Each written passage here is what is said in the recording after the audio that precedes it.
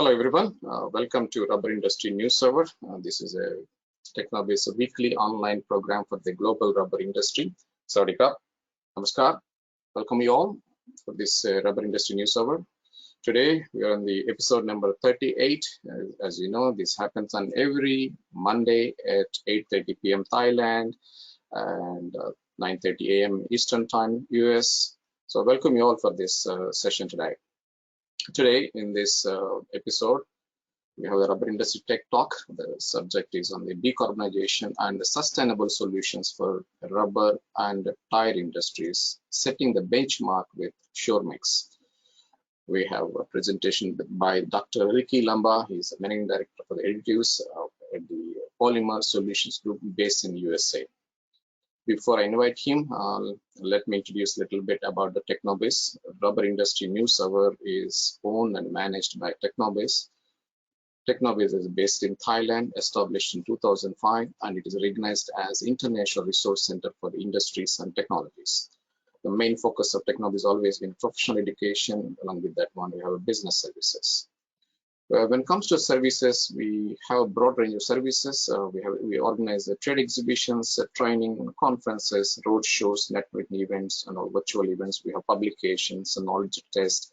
We also do the factory and process audit, various consulting, technical consulting, and also marketing and branding service. These are the services of Technobase. And when it comes to the business segments of the services, we have two types of areas. One is a polymer, other one non-polymer. When it comes to the polymer side, we focus on the rubber, plastics, polyurethane, and also adhesives and coatings. And from non-polymer, we are into the energy, environment, water membranes, filtration, separation, and also other chemical processes. These are the broad spectrum of the business service of the Technobase. We provide pretty much a global service. Let me brief you about what we do for the rubber, latex, and tire industry. First of all, we have an exhibition called GRT. This is our 5th edition, is going to happen next year during the 29th, 31st March in Bangkok, Thailand. This is theme is the gateway to global markets and also the knowledge hub for the rubber, latex, and tire industries. And we have another exhibition, the Middle East Rubber and Tire Expo, which will be happening next year in 21st to 22nd November in Sharjah, the United Arab Emirates near Dubai. This is our 2nd edition, which we are organizing next year. You can check more details at our expo.technobase.org. Along with these exhibitions, we also host the research poster fair at these exhibitions for both shows to create a platform between researchers and industries to exchange information and explore opportunities. We offer the rubber industry online training program through the NewsHour webinar project. We have various experienced and knowledgeable experts from across the world as a resource person for this rubber industry online training program. We have 3 types of programs. So type 1, we have short topics, which are 30 minutes to 3 hours long. More than 250 topics are available. And we have a type 2 is master classes. We have more than 30 plus master classes available, which are 1 day to 10 day long, and we're offering a diploma program 3-month long, which is going to start next year in June. You can always check more details at the knowhow-webinars.com. And when it comes to the executive diploma program, that's what is a 3-month program. This is executive diploma 360 degrees, which we cover both the technology aspects as well as the management aspects. And this is a 3-month long. And just to want to clear that this is focused on the non-tire rubber industry. Okay, so we'll be having other diploma programs for the tire industry as well as the latex industry separately in the near future. But this program, what we're offering in June, is purely for the non-tire rubber industry. We have published lots of books for the rubber industry. You can always check our store, Technobase store. We have pocket books, reference books. Okay, so please check the store.technobase.org. We have a bi-monthly magazine jointly published by Technobase, Rubber and Tire Digest, and Technobase and the Rubber World. That too, we jointly publish this magazine, and it is free to subscribe at rubbertiredigest.com. This is what we are joining today, all of you. It's a weekly program which we started in January this year. Well received program, and currently there are more than 3,000 subscribers for this program join the live or the record session. This program has the technical talks, market outlook, panel discussions, business and leadership conversation. So I do encourage all of you to follow this program every week on Monday. We have this Rubber Industry Connect program, which is basically a digital marketing program for the global rubber industries. This is what through this service, through this Rubber Industry Connect, we offer a marketing and branding service.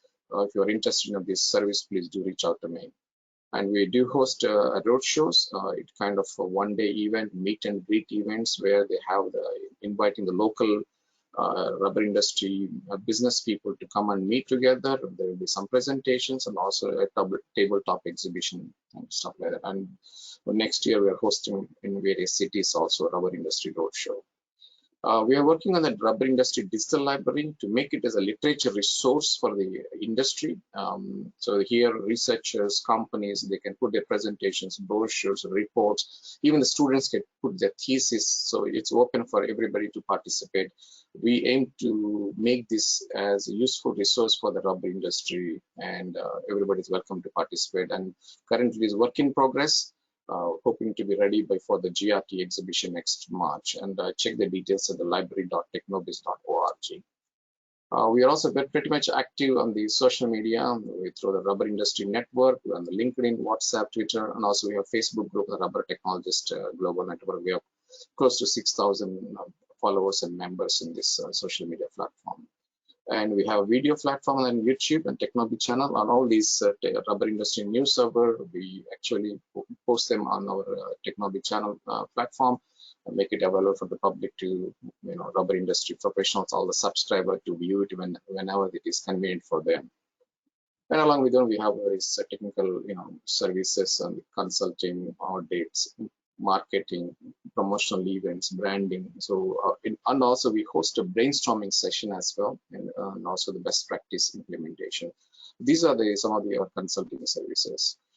Just to give you, some other event not belongs to Technobiz, but we support this event, IRC 2022. I welcome you all to participate in this event, which will be held next month, 24th to 26th November in Bangalore, organized by the Indian Rubber Institute. It has a conference, workshops, and also exhibition.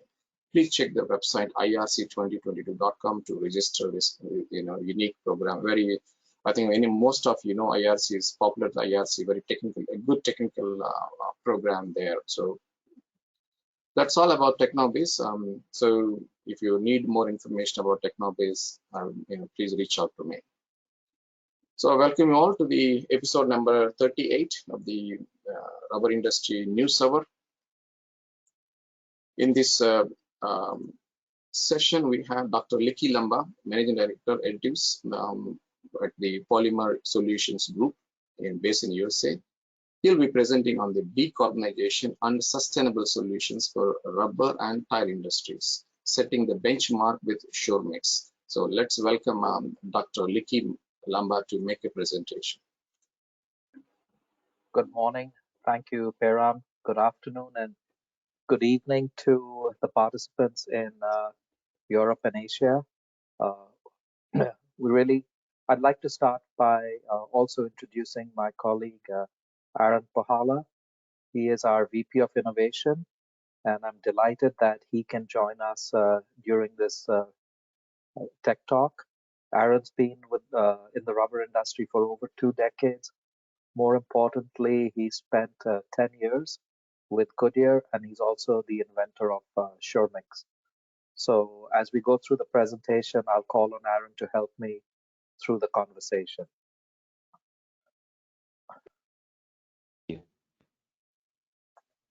Okay, so let's start with the presentation. So I've divided the presentation to the following sections: a brief introduction to Polymer Solutions Group, understanding our approach to the rubber and tire industry. Why did we as a company focus on different areas that we believe are of value to the industry? Next, we'll move on to understanding SureMix, and then applications which are related to sustainability. So how do we correlate actual performance and processing benefits into sustainability targets that the rubber and tire industry is focusing on? Then we'll have a question and answer session, and there's an appendix with a lot of information. When we've given similar presentations, customers have asked us for additional information on the references we used or more details on the formulations. So we've put that in the appendix. You can reach out to Peram. I'm sure you have his email, and he can provide you with a copy of the presentation. So let's start with an introduction to Polymer Solutions Group. So who are we and what do we do? Polymer Solutions Group started at the end of 2015, and we'll show you which are the companies that make up Polymer Solutions Group. But it's more important to understand where we focus. So we have different areas of focus around the rubber and plastics industry. The rubber additives, that's the business unit I manage. Rubber chemical dispersions, where we convert chemicals, whether it's liquids, powders, solids, into a more easy to handle, manage, safer form. Then anti-tack and release agents. In North America, I think right now we are the leading anti-tack solution provider. Our approach has been very different from the rest of the industry. That's what's given us a leadership position. Aaron's group also works in advanced chemistry. SureMix is a product that came out of his team in 2015. We have a growing line of plastic additives where we've adapted or expanded our base technology for plastics. And then we are now expanding rapidly our release agent technology into engineered wood applications. So as you can see, quite a comprehensive portfolio of different products. We don't make any end product. We just make materials work and perform better. So when you think of Polymer Solutions Group, as I was talking to Peram last week, we have to do a little bit of work on our brand identity. Many people haven't heard of us because we're just 5 years young. But the key companies that make up Polymer Solutions Group are Flow Polymers, based in Ohio, Sasco, based in Albany, Georgia, and Alcon Solutions, which is based in Milan, Italy. Those brands, Flow, Sasco, and Alcon, are pretty well recognized in the industry they serve. And at present, we are in 50 countries. I would say 18 of the top 20 tire companies are either commercially buying from us or in the process of approving our products. And nearly, I'd say about 5 out of the top 10 rubber companies are our customers. So a very broad footprint out of North America, and we're delighted that we have a global audience for this presentation as well. Here's a brief history of Polymer Solutions Group. This was a group created by a private equity company called Arsenal. They then acquired Flow Polymers. Aaron and I were part of Flow Polymers, and we're part of Polymer Solutions Group now. And with the support of Arsenal, we kept growing the business by acquiring Sasco, Alcon, and then expanded into wood release with the acquisition of divisions from Michelman and Pure Polymerics.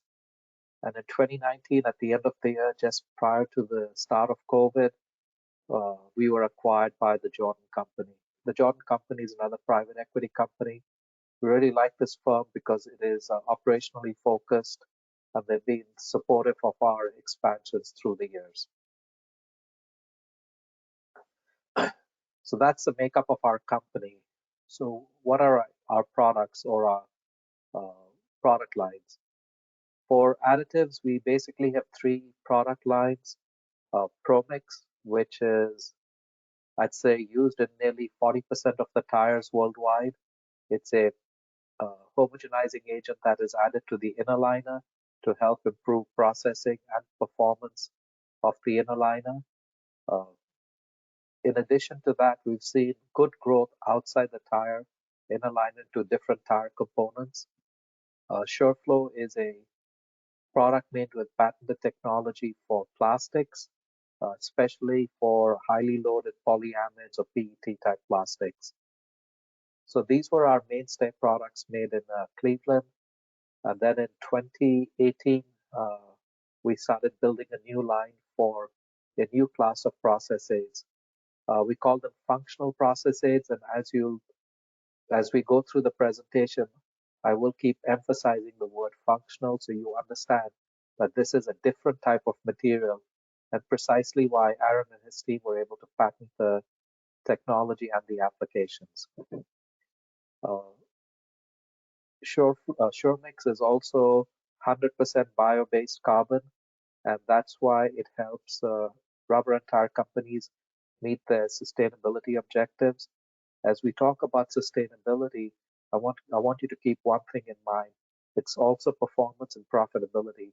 Unlike many companies, we're not just focusing on one area, and I'll talk about that a little later. We're taking a more holistic approach to the rubber industry. The other two divisions, the rubber chemical dispersions and release agents, we've got a few product lines for those as well. Fluorospurs is a well-established product line, mainly distributed in North America. Similarly, our anti-tack coatings, the Polycoat, Sascoat, and Alcon, I would say are in the Americas and Europe, and we're slowly expanding further east into Asia. And our engineered wood, which is release agents and fire retardants. It's a new line we've got quite a few new lines of products, again, mainly North America focused.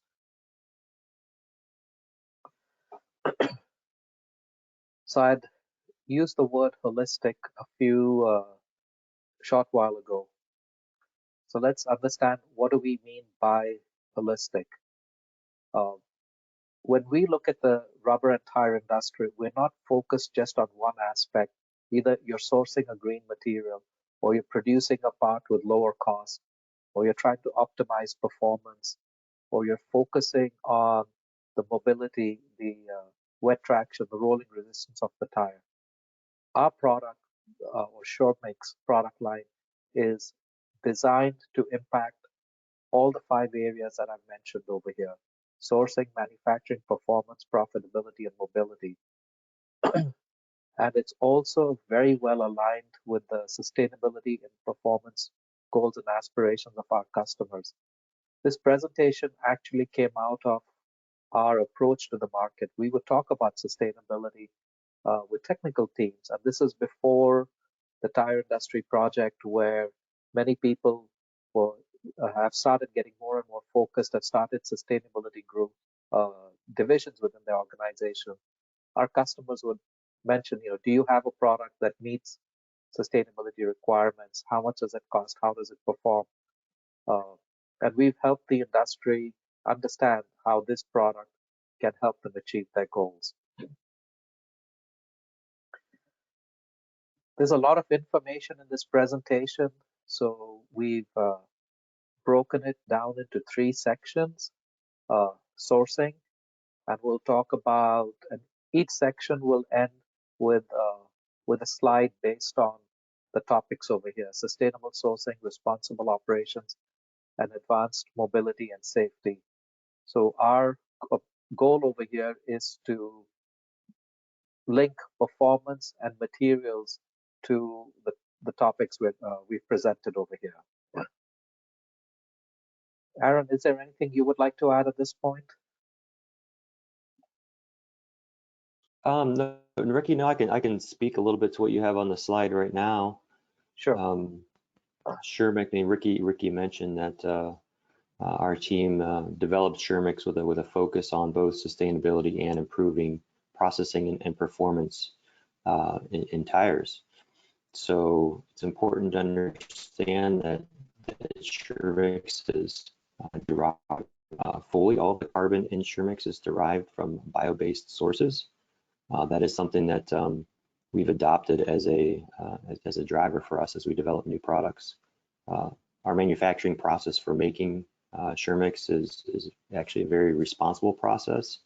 Our temperatures are quite moderate. We have no organic solvents used in our process, and the only reaction byproduct in our manufacturing for these products is water. Thank you. So let's move on to understanding SureMix. It's a real challenge when you bring something new to a well-established industry. I remember back in '93, I was working in oil and gas, and I got a call from a carbon black company and said, "Would you like to join us to make a silica-like carbon black?" And I go, "Why?" They said, "There's a patent out uh, from Michelin, and we are really worried that in 2 to 5 years, nobody will need carbon black. This stuff is amazing." Well, we're sitting here in 2022, and as you all well know, silica is growing, but there's still a lot of carbon black used. The, the point is, it takes a lot of time to drive change. What we're trying to do is shorten that cycle by helping people understand what our product is and how it's positioned in the market. So let's talk about the product. It is it's a functional process aid. So the best analogy I can give you is if you think of solution SPR and functional solution SPR, there is a functionality added to the polymer so that it can improve performance. That's the think of SureMix with the same analogy. There are a lot of process aids there. When you add a process aid, you get good processing, but your performance falls apart. Uh, Many of our customers, when we spoke to them and say, "Have you tried a conventional process aid?" And they would say, "No." Either the cure changes or the modulus changes or hysteresis goes up. So we developed a product. I don't know how many iterations, Aaron, but there must have been dozens that you tried before S6 was yeah. Many dozens of iterations, many. and really many dozens. And we really have utilized chemistry that's not being used today in the industry, outside of SureMix. And Right. that's something we can certainly get in more deep with anybody who wants to follow up with us, after this presentation. The chemistry is very exciting, and we can show you how it works. So what we've been saying for I think 5 years now, thank you, Aaron, is you can formulate without compromise. So if you take a rubber roller, we were working with a company that makes rice dehusking rollers, and they said we need better processing because our compound is very stiff, because we need a hard roller, but we can't use a process aid. So we said, okay, try SureMix. And lo and behold, they can process it. The roller lasts longer. There's less broken husk, fewer broken rice grains. So, at the end of the day, we have helped customers, whether you're tire or non-tire, compound without the conventional compromise, whether it is in performance, whether it is in processing, or it could even be in the cost of the product. We can come up with a better solution just using SureMix. It was introduced for the tire industry, so we have focused on areas like tread life. You can look outside the tires and consider any rolling component. If it's a roller or a conveyor belt, you can increase the life. We also, by optimizing the mixing process, and we'll share some data with you where we've taken 2 or more mixing passes out of a mixing cycle, we can help reduce the cost. So it's not just the cost of mixing.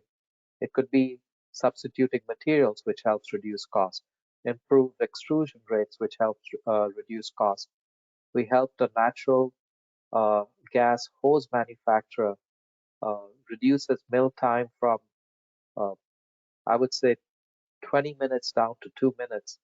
They had a tilt mixer which dropped on the mill. So there are many ways where processability improvements impacts the cost.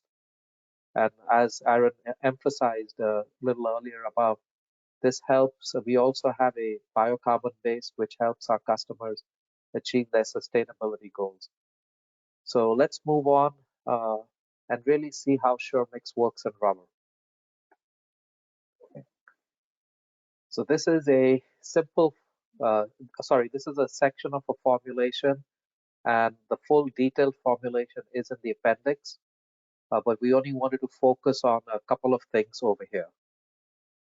One is our customers want to increase silica loading. This is one of the, I would say, most important trends in the tire industry. Increasing silica increases wet traction, and as people are looking at autonomous cars, looking at battery electric vehicles, increased silica also helps increase the tread life of the tire. But there are problems. It's difficult to mix 100 or 120 or 140 pHr of silica. The viscosity of the compound increases significantly. There's also a performance penalty.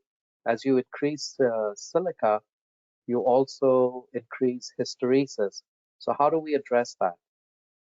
So we took the formulation which had 100 pHr of silica and added 5 pHr of SureMix. And on the next slides, Aaron will walk you through the property changes on the processing side and then on the performance of the compound. Aaron, over to you. Thank you, Ricky. Right, so you can see in this compound, right? So increasing the silica loading from 80 to 100 parts. For those who've either done that or tried to do it, one thing that you'll know is that it's very difficult from a processing standpoint, but the performance gain is incredible. So going from 80 to 100 parts of silica, the wet traction improvement is very substantial. So this is something that everybody would like to be able to do in a tire tread, but it's extremely difficult in a manufacturing environment. So you can see if you look at uncured G prime, and we use uncured G prime on RPA, we usually talk in those terms as opposed to Mooney viscosity, simply because the RPA is very sensitive and we can see changes that sometimes won't show up on Mooney viscosity alone. But you can see the increase in the uncured G prime, increase in the viscosity going from 80 to 100 parts of silica in the black to the red bars on the top left here. So it's a 45% increase in the viscosity of the compound.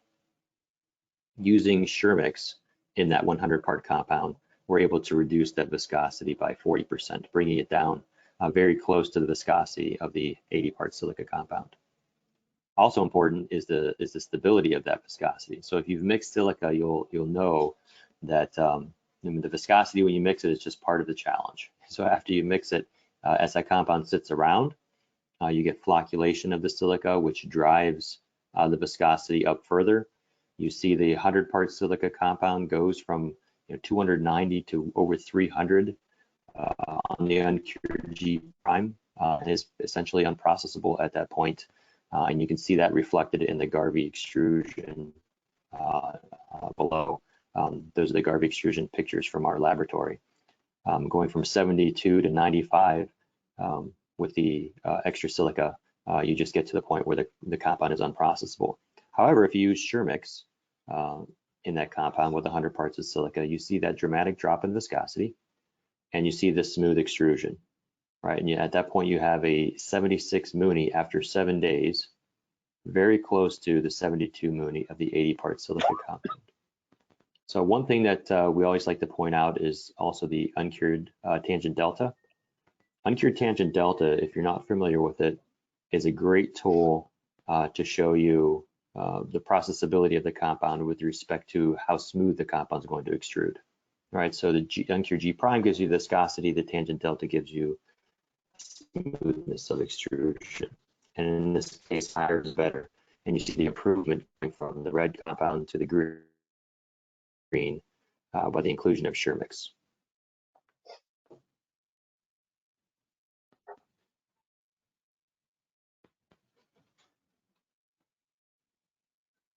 Okay, so another challenge when you're going from 80 to 100 parts of silica or even higher, as Ricky mentioned, is that there's often a effect on the cure. Right? The more silica you have in the compound, the more absorption of accelerator in the silica surface. So you see going from the black to the red curve, you see a couple things. You see the flocculation of the silica early on, which causes the increase in the viscosity and the earlier increase in the viscosity. And then you also see the marching modulus of the compound. So you see the red curve continues, instead of being a plateau, it continues to rise. So that can be caused by the accelerators being absorbed to the silica surface and then over the course of the cure being released from the silica surface. When you use SureMix, what you can see in the green curve, you see the type of step that you like to see with a sulfenamide cure. You see a low viscosity, a fast increase, and then a plateau. And this happens because SureMix actually has a higher affinity for the silica surface than the accelerators do. So SureMix is able to outcompete this for the silica surface and keeps the accelerators in the rubber, in the compound bulk, cross-linking the compound. If you look on the right-hand side, you see the pain effect. So again, great use of RPA. We measure the uncured pain effect. And you see here, if you're familiar with pain effect, flatter curve is better, right? So if you see going from the black curve to the red curve, you see that the slope increases, right? So that means that you have poorer dispersion of the silica. So by putting in that extra 20 parts of silica, it becomes very difficult to get it dispersed, and you see that increase in the pain effect. By using SureMix in this compound, we're able to decrease the pain effect and flatten the curve. So you see the green curve is down flattened close to the black curve, and that's with 20 additional parts of silica. So incredible improvement in silica dispersion using SureMix.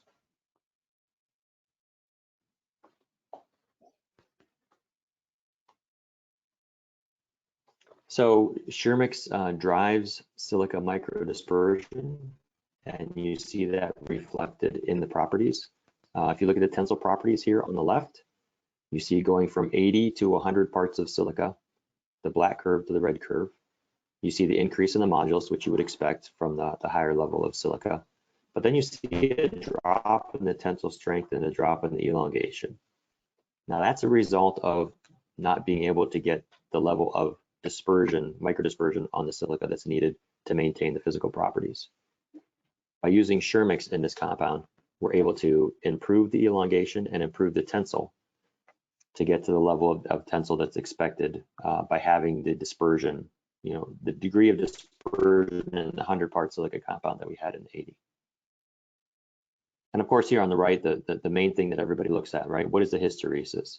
When you're talking about silica dispersion, the expectation is a reduction in hysteresis. Here you see going from the black curve to the red curve, you see that increase in hysteresis that Ricky mentioned. That comes from the challenge of getting the dispersion of that extra silica. Using SureMix in this compound, we're able to take the hysteresis down from the red curve to the green curve. So here we have hysteresis very similar to the 80 part compound. So in the end, you have a compound with 100 parts of silica with tremendous wet traction and very little hysteresis penalty. So you have the fuel economy of the 80 part silica compound with the wet traction of 100 parts of silica and incredible processing in the plant. Thank you, Aaron.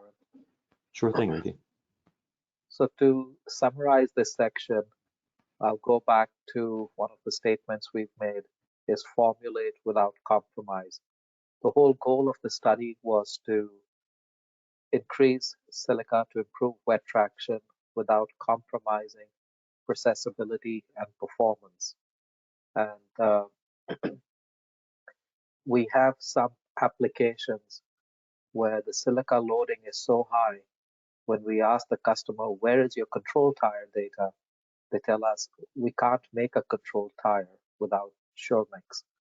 So where the industry has reached today is at the point where you can't mix without a functional material that can help you achieve the processing requirements. So we'll close out this section again by reiterating that we are very responsible in our sourcing and in our manufacturing. We have two commercial grades right now, S6 and CO squared. They're both designed to function slightly differently. S6 is more used in carbon black applications and CO squared more in silica, but they can be used together. So if we look at the EPA Green program, we have applied 8 of the 12 green principles in manufacturing Shoremix. The other 4 don't apply to the type of product we make. Some of the key ones, as we had mentioned earlier, it's a low temperature process. We do not use solvents, and we have water as a byproduct. So we're not disposing of hazardous materials. So now we'll move on to another section which will focus on another aspect of performance and sustainability. And we'll look at 2 examples over here. I'll cover the mixing cycle optimization, and Aaron will cover the VOC reduction. And at the end of the section, we'll help you estimate what is the impact on greenhouse gases. So this was quite a challenging study for us. The data that you see out here, of course, is lab data, but it's been validated in factory environment. Tires have been built and tested. We've been able to meet the performance and processability requirements. So the customer was using a N234 or N200 series, a carbon black, and switched to an N134 to improve tread wear. Unfortunately, by doing so, they went from 4 to 5 passes. So the goal was to get them back to a 4-pass mix without compromising any of the properties such as modulus, tan delta, J double prime. This is a truck tire application. You must have guessed looking at the natural rubber and butadiene ratio as well as the type of carbon black used. So what we did is we mixed in a 4-pass as is, no change to the formulations, and then we looked at 3 different levels of Shoremix and saying, okay, what would be the ideal level for this application where we can meet the performance and the processability requirements?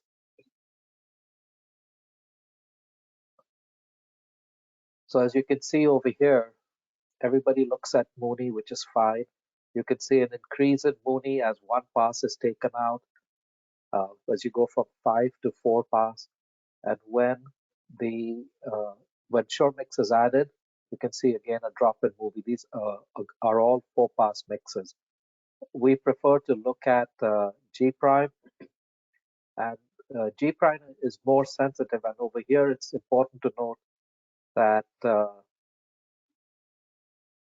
while we saw 69 Mooney for the 5-pass control and 4 PHR Shoremix, we see a lower G prime, 221 versus 207. And if you look at the 6 PHR, we've gone from 221 to 188, or you can say from 229, and a reduction of 18% to 188 kilopascals. So a significant reduction in G prime. So our work in the lab was to, and then further in the plant, was to focus on the 4 PHR mix, take baby steps rather than a leap of faith, and try to save as much mixing time as you can. We do have customers who have taken 2 mixing passes out in some silica compounds, taking full advantage of the viscosity reduction of Shoremix. But even if we look at the Mooney, we can see with the 6 PHR, we could very easily take 2 mixing passes out. But even 1 mixing pass out is a throughput increase of 20%. Secondly, with the lower G prime, we know downstream processing is much improved. We won't have time to cover it in this, but what the customer did see, in addition to the lower viscosity, there was an increase in stiffness or modulus of the tire lugs. And we have now figured out why. SureMix actually prevents reversion. So since this is a natural rubber formulation, the tire tread does not revert. We are able to maintain a higher modulus, which is beneficial. So let's look at the physical properties. So in this case, up to 4 phr, we saw no change in the tensile uh, curves. The tensile strength and the elongation to break, and especially the modulus, remained unchanged. We also looked at the dynamic properties, E prime and E double prime, and we found no change in those. So in other words, the properties were unaffected, but the processability was significantly improved, allowing the customer to eliminate one mixing pass. We'll now move on to a very novel concept that Aaron and his team came up with.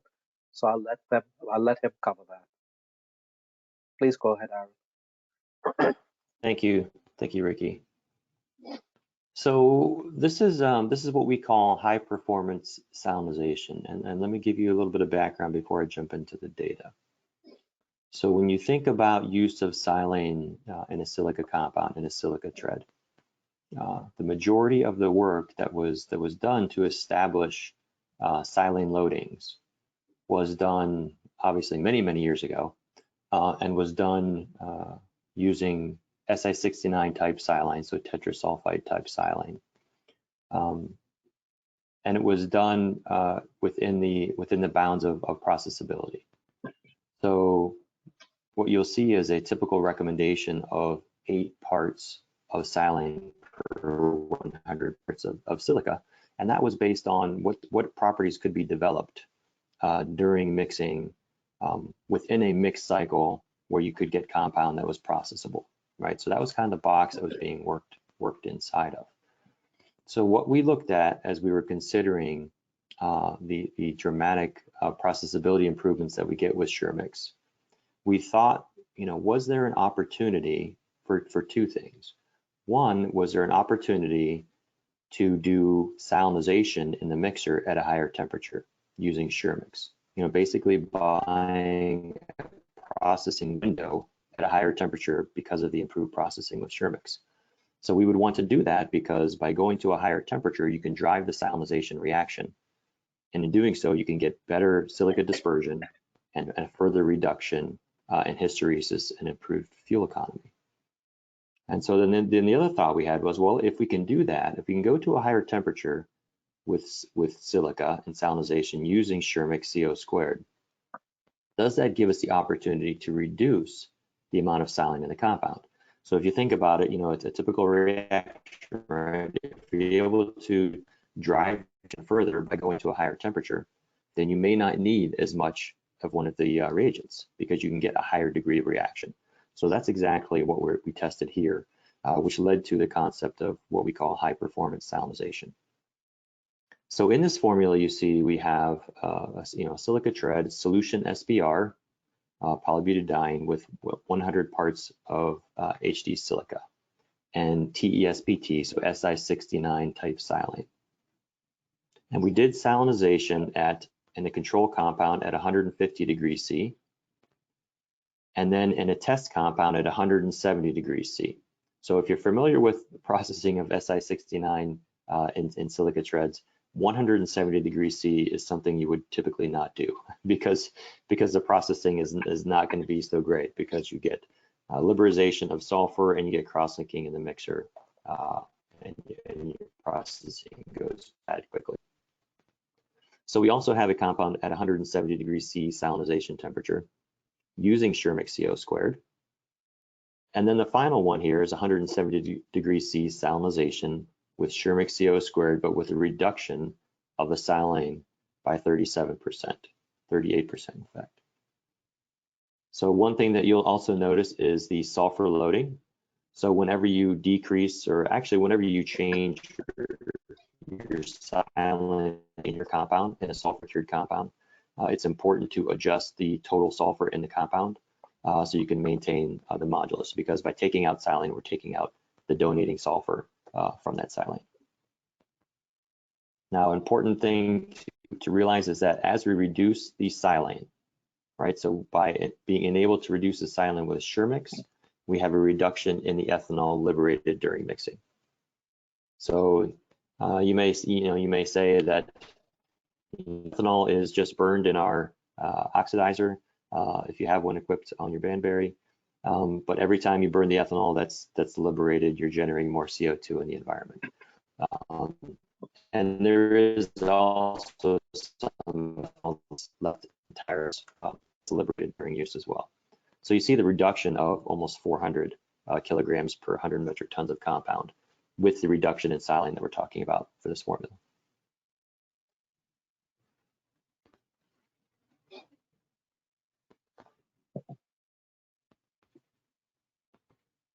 Okay, if we look at the processability of these compounds, again, we're looking at RPA, uncured processing.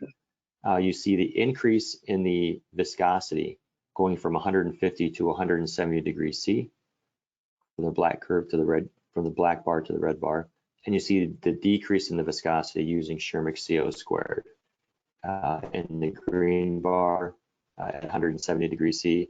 And then with the reduction in the silane, you also see that nice low viscosity. So in both cases, using SureMix CO squared, whether it's at the control level of silane or at the reduced level, you see a viscosity that's lower than the control compound, even though we're processing and performing salinization at 20 degrees higher temperature. And you also see the drop in the uncured tangent delta going from 150 to 170. And what that tells you is it's going to be a rougher extrusion, which you see below. And then you see the increase in the uncured tangent delta as we add SureMix and reduce the silane. Now the Garvey dye extrusions in this case show a lot. Going from 150 to 170 degrees C, you see the compound roughness. You see those numbers above, those are actually the Mooney viscosities. So in the case of the 170 degrees C compound, 82 was the compound viscosity as mixed, and an increase to 103 after 7 days storage at room temperature. The compounds containing SureMix maintain viscosities down in the 70s, very close to the 150 degrees C salinization control. So here we're able to utilize SureMix CO squared to get 20 more degrees of salinization temperature, which is going to drive the dispersion of the silica dramatically to improve the properties. And we're still able to process it. So let's take a look at the properties. Just before we go across, I just wanted to point one thing out. Sure. If you look at the Mooney viscosity after 7 days for the one with high performance salinization, it's at the same Mooney viscosity of the 150 degree control as mixed. This is also a challenge for a lot of silica compounds, which require remilling if you store the compound before you can extrude it. It doesn't matter what the application is. The higher the silica loading, the more the requirement. But when you add SureMix, even after a week, the processability is not compromised. Great point, Ricky. Thank you. Thank you. So we'll move on to the properties. Okay, so using the higher temperature salinization, right? So I mentioned that what happens is you're going to drive the reaction, right? You're going to drive and improve the dispersion of the silica. But in the case of the control compound, you see going from the black to the red on the left. If you look at the tensile, you see an increase in the modulus for all of the compounds at the higher temperature. And that's due to the liberation of the sulfur from the tetrasulfide due to the higher temperature. But for the control, you see a big drop in the tensile and elongation. So what's happened there is you've gotten pre-scorch, some pre-cross-linking in the mixer during processing. And what you, as a lot of you know, if you continue to mix, while your compound's starting to cross-link and pre-scorch, you're going to tear the polymer, reduce the molecular weight, and you're going to lose properties, lose ultimate properties.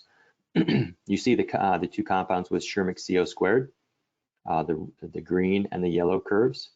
We're able to protect the compound during the higher temperature and get a very good tensile and very good elongation development.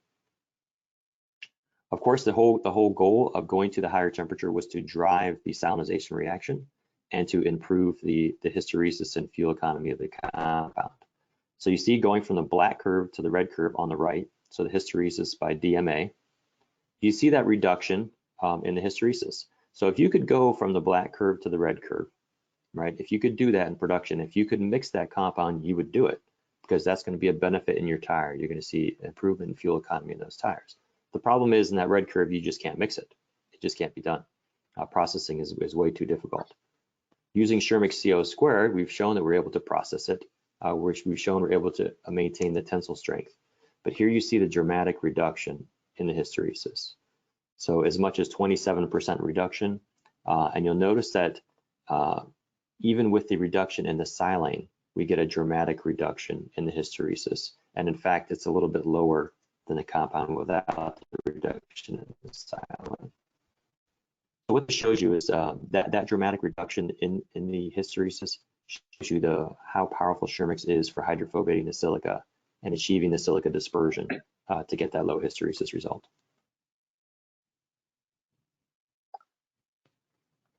Thanks, Aaron.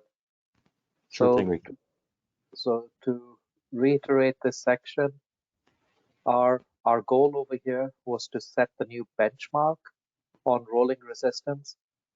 And you can see that was achieved just by making slight formulation adjustments, the addition of Shermick's, and optimizing the mixing cycle.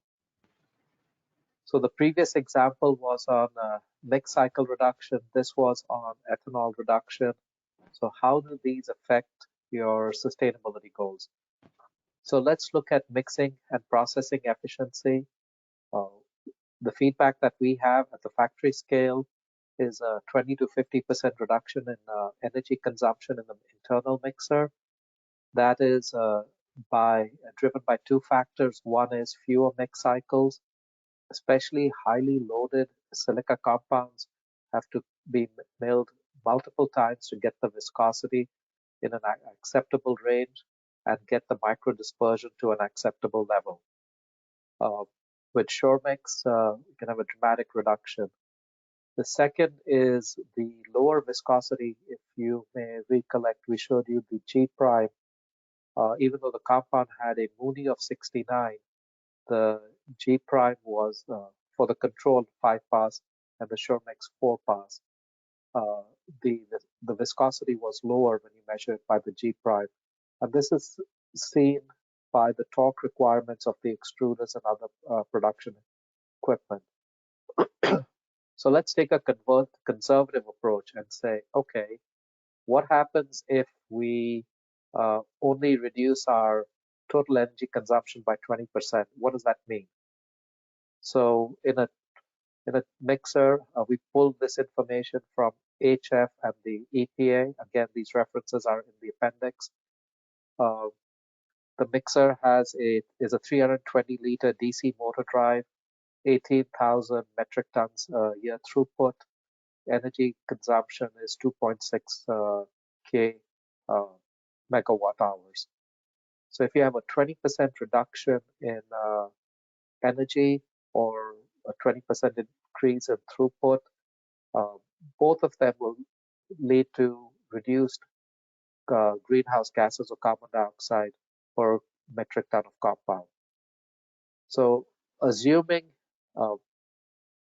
we mix it with 1 less pass or 20% less, 20% of 2.6, so 2600 is 520 megawatt hours of energy saved.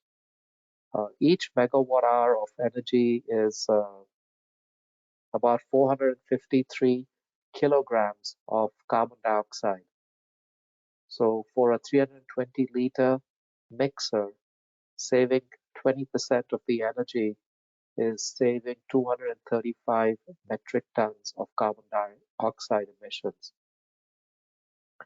So if you think about it, larger mixers or multiple mixers, the impact of reducing mix time or mixing passes is dramatic on your carbon footprint.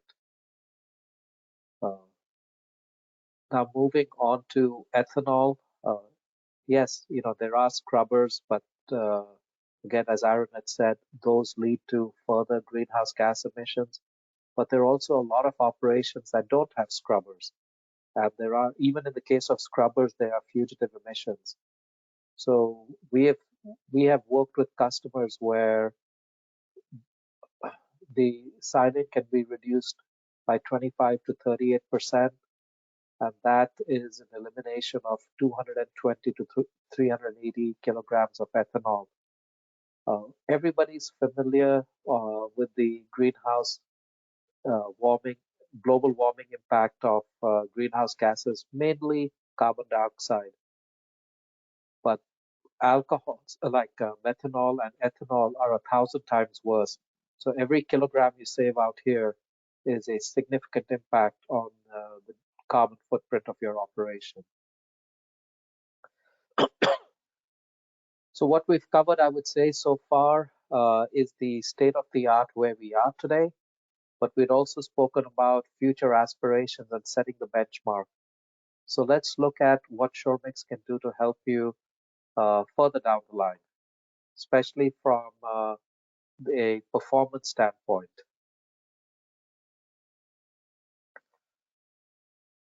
If you're familiar with the new generation of tire compounds, the industry is moving from solution SPR to functional solution SPR or blends of those. So this study, what we wanted to do was to compare what are the benefits from moving from a solution SPR to a functionalized version of the same polymer. So we took two polymers, Printan SLR 4630 and 4633, which had very, very similar microstructure. The main difference is one has functionality and the other doesn't. We also looked at the impact of SureMix in these formulations. So we took our solution SPR control and added 6 parts of SureMix. Here again, we have 100 PHR of HD silica and the recommended 8 PHR or 8 PHF parts per 100 of the filler of tetrasulfide silane or Si69. Similar approach on the functional polymers, 100 parts of silica, 8 of silane, and then added 6 PHR of SureMix CO squared. So let's look at the Mooney viscosity to start with. If we take our true control for the study, which is the black line, that had a Mooney viscosity of 85. As expected, when you add SureMix, the viscosity falls to 73. If any of you have mixed functional polymers, you know one of the big challenges with these polymers is the increase in Mooney viscosity or G prime. So it increases from 314 to 331. Adding SureMix again drops it down to 265. What is really interesting to me is if I look at the Mooney viscosity of the functional polymer with SureMix, it's lower than the control. In other words, it should mix and process better than the control without SureMix, which is quite unusual when you're using functional polymers.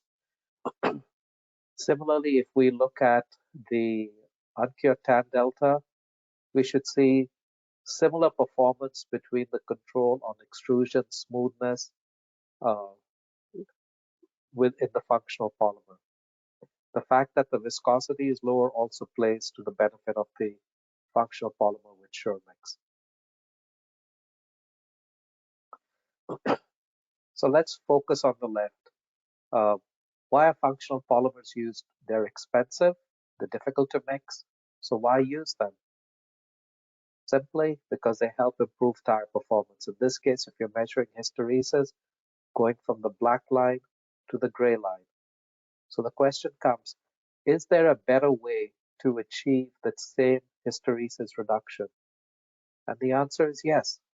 If you just take the solution SPR, add sure mix to it, you'll have the lowest viscosity of all the compounds we've looked at in this section, and hysteresis that's even lower than the functional polymer. So you get the best of both worlds. You get the performance targets and the ease of mixing and processing. Furthermore, since the compound has a 6 pHr of sure mix versus 100 of a functional polymer, there's a dramatic reduction in compound cost, as well as compound stability, because functional polymers can have quite an increase in viscosity on storage. But if you want to set a new benchmark, especially for vehicles like electric cars, where charging takes, if not hours, at least 30, 40 minutes to get a full charge, so people want to extend the battery range. In those cases, you want the lowest possible hysteresis achievable. So if you take the functional polymer and you add sure mix to that, there's a further 5% reduction. So all in all, by using the functional polymers with sure mix, we can reduce hysteresis by 14% and increase the fuel economy or the mileage of a battery electric vehicle per charge. Now, there are other things one can do. You'd seen in the previous study that Aaron covered, there was a dramatic increase or decrease in hysteresis with high performance salinization. High performance salinization can also be combined with functional polymers to get another level of performance. So again, we come back to what we've spoken about: formulating without compromise, setting a benchmark without impacting your, or while positively impacting your carbon footprint. So why is fuel economy so important? Well, we'll look at some data on the next page. So if we look at how a 15% reduction in hysteresis can affect the tire's fuel economy, in the case of a passenger car or a light truck, where the tire contributes approximately 4% to 12% of the energy dissipation, by reducing the hysteresis, that's a fuel economy improvement from half to 2%. When you get to electric vehicles and trucks, the impact is even more significant, because these vehicles have less energy dissipated through engine heat. Most of the energy is dissipated through overcoming air resistance, that's the coefficient of drag, as well as rolling resistance. So any improvement of these in rolling resistance has a larger impact on the fuel economy or the distance a car can travel per charge. If you look at the information published by the EPA, a 1 to 2% increase in fuel economy equates to about 18 million metric tons. So the corporate average fuel economy has a dramatic impact on the greenhouse gases generated. This is just in USA. This is not a global number. Based on the cars on the road, a 1 to 2% fuel economy improvement eliminates 18 million metric tons of carbon dioxide. So just pull everything together, when we're looking at tire manufacturing, the impact of sure mix on tire manufacturing is only on 20% component of the whole cycle of the tire, that is the manufacturing process.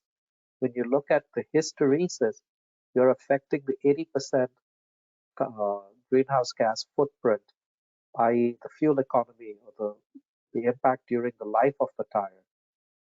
So we've gone way beyond just looking at what are the manufacturing benefits, but it's also the benefits in use with lower hysteresis.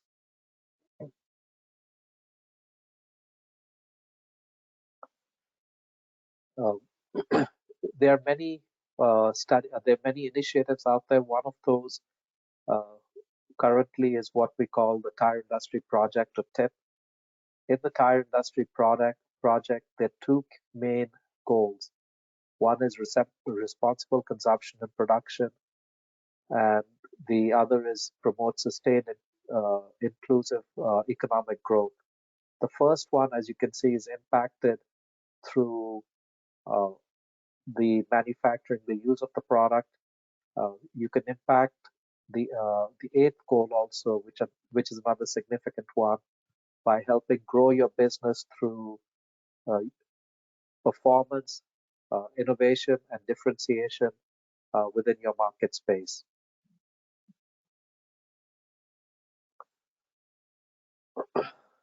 And finally, if we were successful today, we hope we were able to demonstrate that sustainability is no longer an option. It is a requirement for the rubber and tire industry. We all are responsible for helping reduce the carbon footprint, and many companies, whether you're automotive or tire or rubber products, are setting goals to be carbon neutral by 2050. We hope with the help of SureMix, we can help you achieve those goals. We also illustrated how sustainability is not mutually exclusive from profitability and performance. This product line can help meet both your profitability and performance targets by reducing the cost to manufacture and set the benchmark on performance, especially things like hysteresis, wet traction, where SureMix is an enabling technology. And finally, we now have an option which will allow our engineers and designers and compounders to formulate without compromise.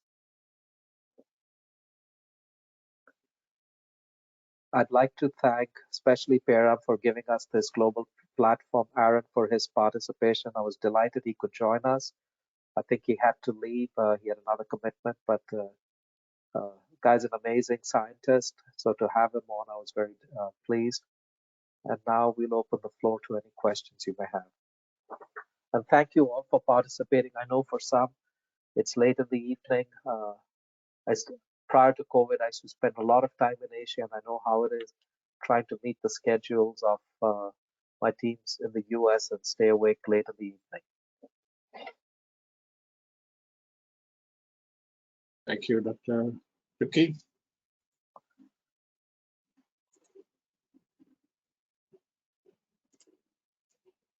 Guys, so that's the presentation on the decarbonization and sustainable solutions for the rubber and tire industry, setting the benchmark with SureMix. Now it's a time for the technical discussion. You're welcome to post any questions you have so that Dr. Ricky Lamba can address them appropriately in this discussion session. We have already a couple of questions already. So we'll address them one by one. Feel free to post them whenever you like to. So the Q&A session is open now.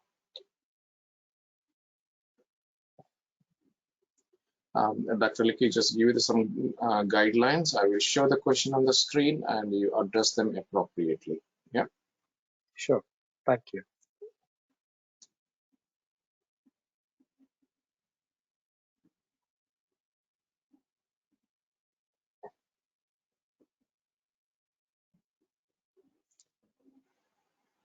So the first question I see, is SureMix commercially available?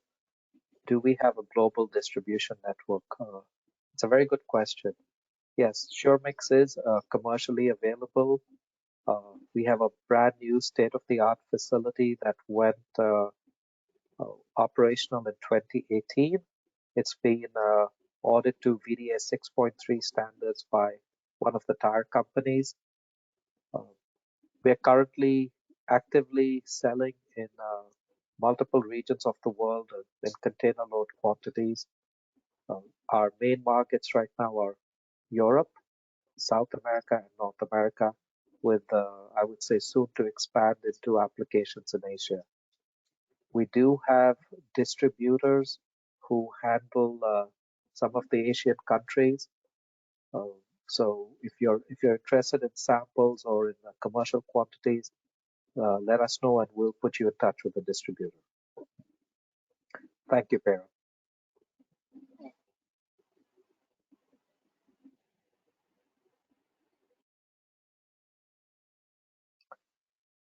The next question is, are both grades of SureMix REACH registered? That's correct. Yes, they are REACH registered. We have active sales into Europe right now. We are also registered with TASCA for North America, K-REACH in Korea, and as I said, we're expanding to Asia, so we're working with the Japanese regulators to have SureMix registered in Japan as well. Thank you.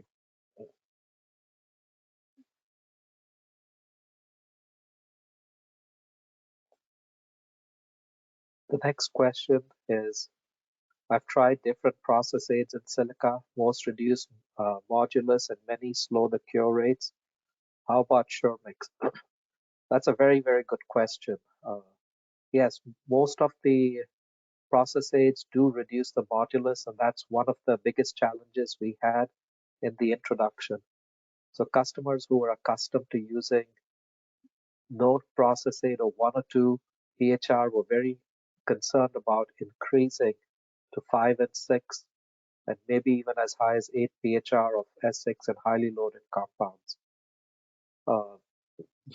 So our products, if used as recommended and mixed as recommended, do not negatively impact the modulus.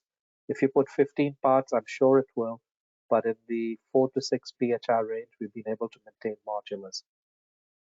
One of the grades we mentioned is CO squared. The reason we called it CO squared, the first one was cure optimization. The second CO was hysteresis or carbon dioxide reduction. So rather than call it CO2, which wouldn't be acceptable, we called it CO squared.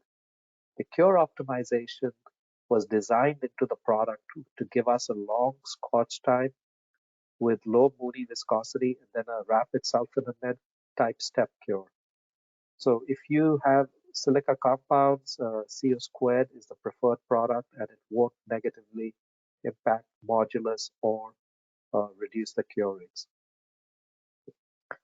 Thank you, Perrin.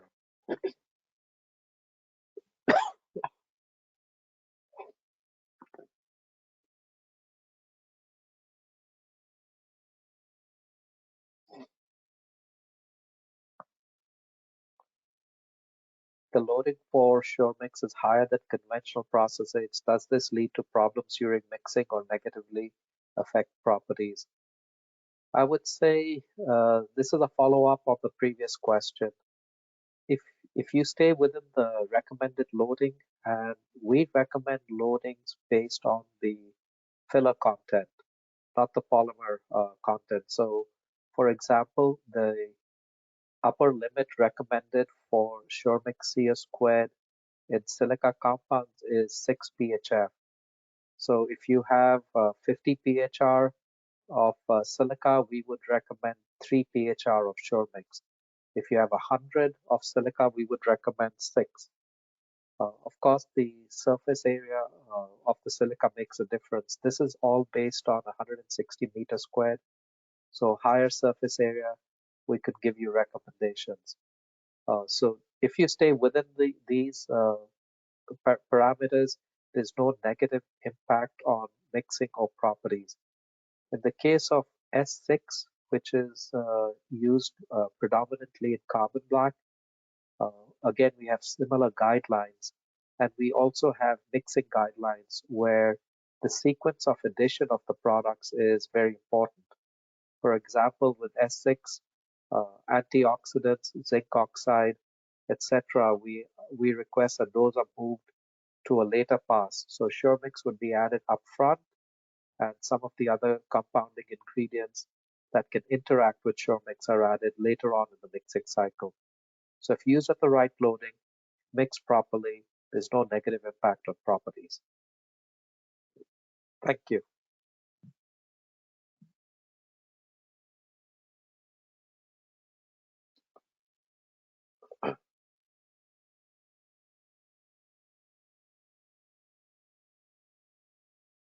This is an excellent question where a little bit of silica is added to a carbon black compound or vice versa. So I would say it depends on the So many compounds have a blend of silica, carbon black. Can it be used in those compounds? If yes, which grade of SureMix should we select? So our recommendation, if you have silica in the compound, add SureMix as a ratio of 6 BHF of the filler, 6 parts per 100 of the filler. And if you don't achieve your, sorry, this would be CO squared. If you can't achieve your processing requirements, then you can add S6. Both the grades can be used synergistically, where CO squared has more of an impact on the properties, and S6 is designed to have more of an impact on processing. So blending these together can again give you a balance of properties as well as processing. Thank you.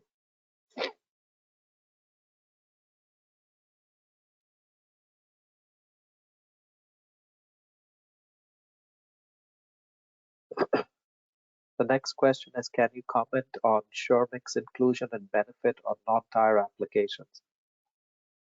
When we introduced the product, like many suppliers to the raw material industry, when you're building a plant, you want to focus on base loading the plant, which we've done with our customers. Since then, we have increased our focus in non-tire applications. And there's a wide variety of applications. For example, automotive hose and weather strip EPDM-based compounds. These compounds are non-staining, but they have very, very improved, and they have very improved processability. If you, in cases where you've got a very hard hose compound, which is difficult to extrude, for example, a sandblasting hose. You want a hard material, but you can't use a process. SureMix works in those applications. We've got some niche applications from footwear, recreational boats. A growing area is conveyor belts and mining belts, where again, processing is important without compromising the performance of the product. So we've seen a wide variety of applications expand for SureMix, as well as the polymers. So the main non-tire polymers are NPR, HNBR, EPDM. One area that we've stayed away from is chlorinated polymers, such as halobutyl or CPE. These SureMix can interact with the cure of those compounds. So if you have a non-halogenated application, halogenated polymer used in your application, I would say try it in your lab to make sure there's no cure interaction. But besides that, there's really no limit on the use of SureMix. It's a pale yellow to white product, so it doesn't add any color. Some of our other process aids are darker in color. So SureMix can be used in a wide variety. Anywhere where you have processing challenges and you can't use conventional process aids or oil, SureMix would be a good option. Thank you.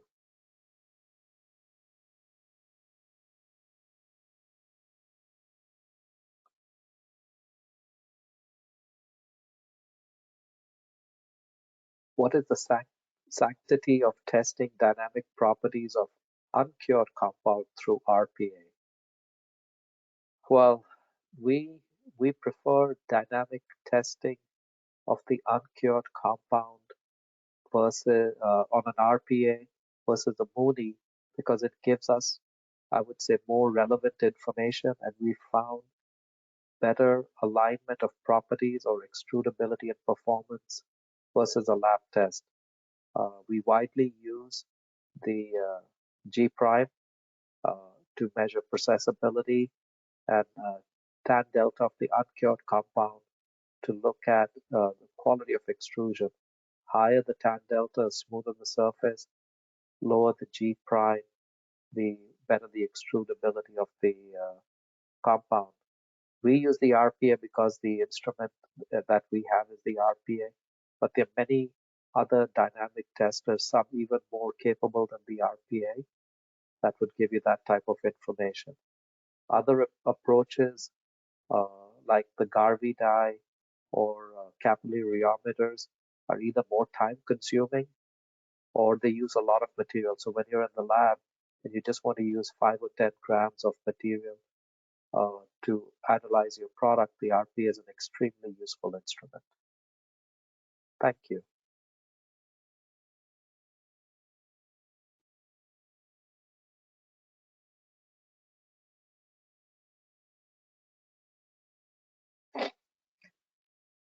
The next question is, what types of silanes is SureMix compatible with?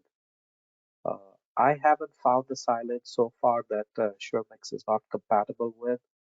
So we've done a lot of lab work and high performance silanization with both disulfide and tetrasulfide, the Si69, the Si363 type.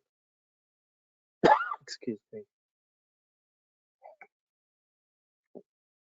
And we've also published papers with the new generation of momentive silanes like NXT, Z45, etc. So we found good compatibility.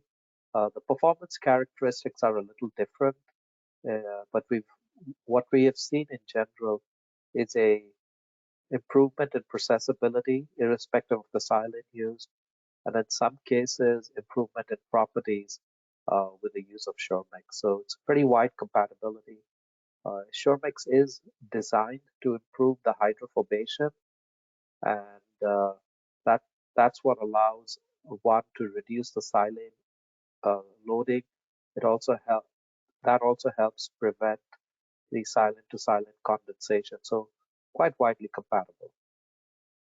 Thank you.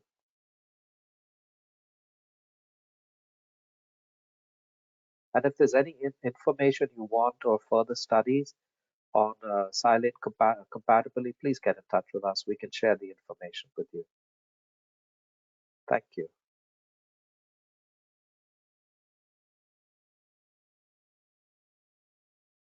Is SureMix compatible with NBR and EPDM as these are widely used in the rubber industry? Yes, it is. As I mentioned earlier, we have a number of automotive and non-automotive EPDM applications, and we're seeing a growing number of NBR applications in the rubber industry. The benefits are, I would say, similar. In the case of NBR, we were quite surprised at the significant improvement in processability. This was a compound which was quite a challenge to mix, and it wasn't even, I would say, a full carbon black compound. It had clay and other materials. It was a one pass with 20 to 30 minutes on the mill. With SureMix, I would say with our process aid and mixing strategy, we were able to keep the mill time down to about 2 minutes. So the customer went from a 30-minute per batch down to about 8 minutes a batch, a dramatic decrease. Furthermore, because this was a hard compound, extrusion was a challenge, and they had high scrap rates, all that was eliminated with the use of SureMix. Thank you.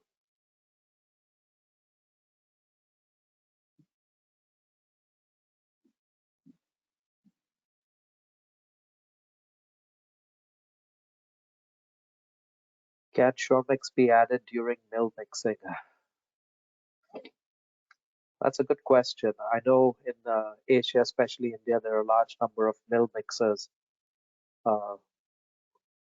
Our preference for using SureMix is an internal mixer like a tilt mixer or a Banbury. It can be added on the mill. You have to be careful with the temperatures. CO squared softens at about 85 degrees, 85 degrees, and S6 at about 115 degrees. So you need enough residence time to melt the product, have it homogeneously dispersed, and interact with the polymer filler system. We've seen cases where mixing with S6 was done at about 90 degrees to 100 degrees, and they were not able to obtain the properties they were looking for, the processability. just by raising the temperature to about 140 in that study, there was a dramatic decrease in the viscosity and improvement in the properties. So melt mixing, yes, it's possible. Just make sure you reach the temperature to melt and disperse your mix. Thank you.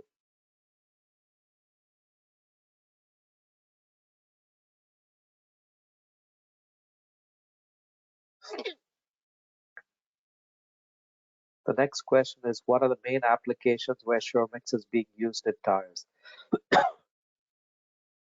So let me tell you a little bit about the history of SureMix.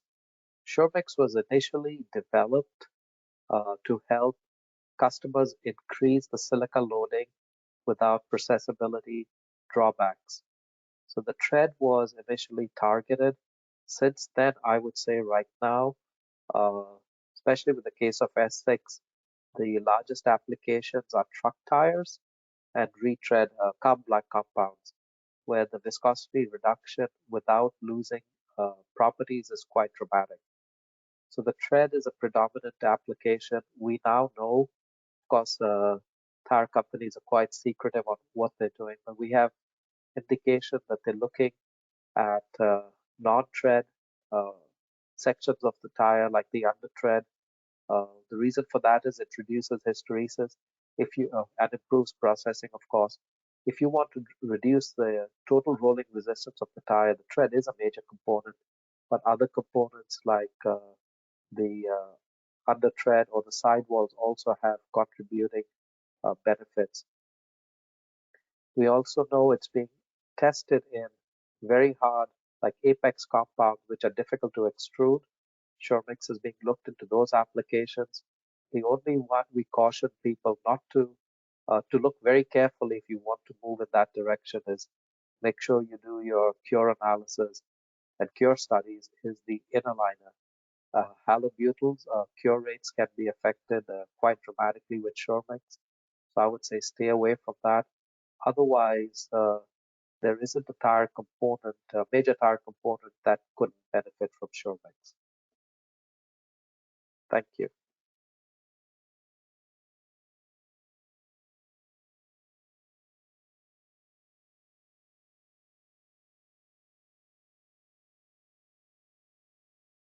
The next question is, what are the main engineered rubber applications for SureMix?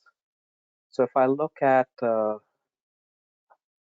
currently, I would say the biggest non-tire applications are conveyor belts and hoses. I think we've got a major program which will start commercial production next year. It's in EPDM weather strip. So those three weather strip hoses, especially hard to extrude hoses and conveyor belts, mining belts, these are the largest non-tire applications. Thank you.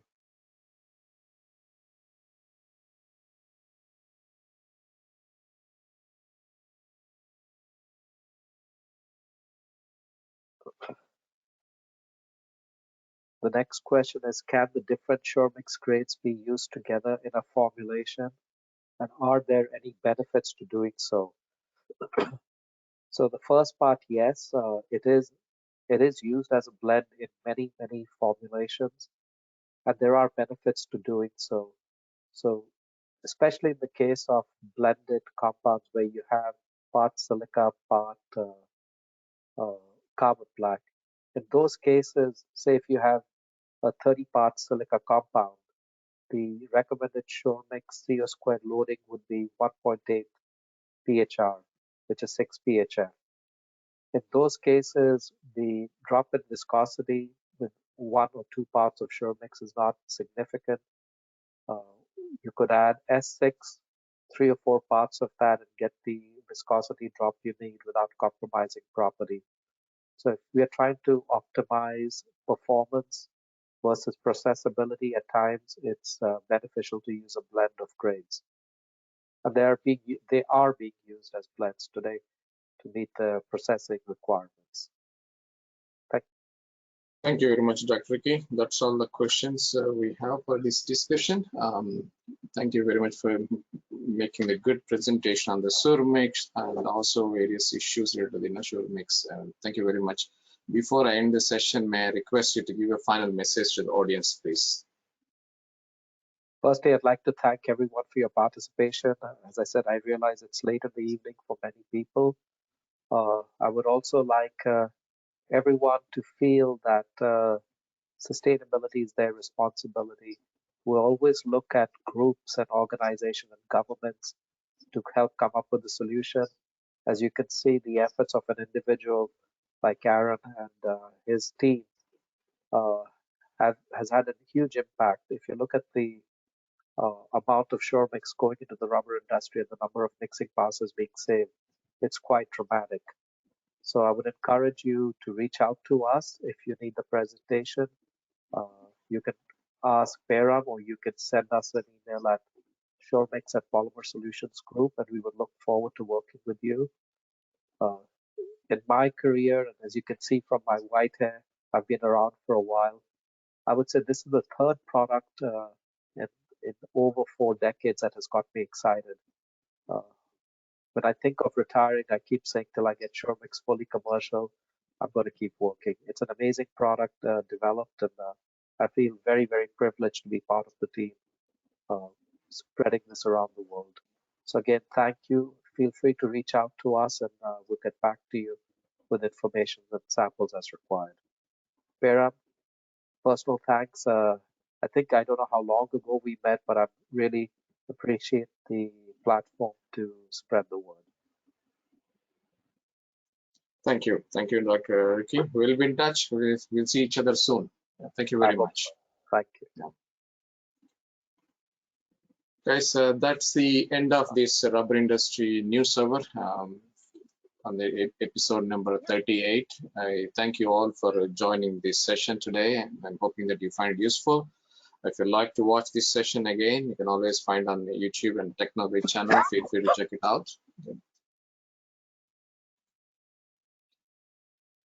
And I see you in the next episode. Thank you all for joining this session today. Bye-bye for now.